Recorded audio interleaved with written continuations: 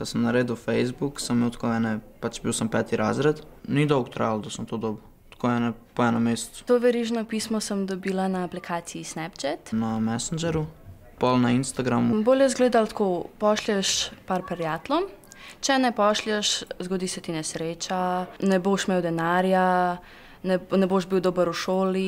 Prvič sem mislila, da je to res in da se mi bo to zgodilo. Se mi je že na začetku zdelo, da je nek skem ali pa karkoli. Vsi so bili v zadregi, ali se odzvati ali ne. Sem večkrat poslal to drugim, da vidim, če se bo kaj zgodilo. Itak bilo me strah, da ne bom bila dobra v šoli. Kaj, če je to res? En dan sem rekla, da ne bom poslala in nič se ni zgodilo.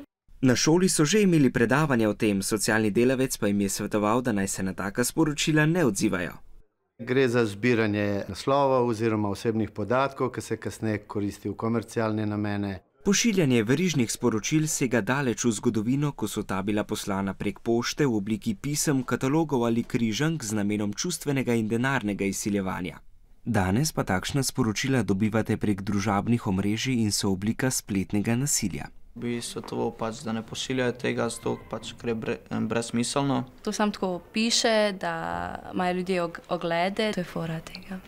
Verižna sporočila s pošiljanjem, lajkanjem in deljenjem v kratkem času dosežejo veliko število prejemnikov in ponujajo različne lažne oblike zaslužka in sreče.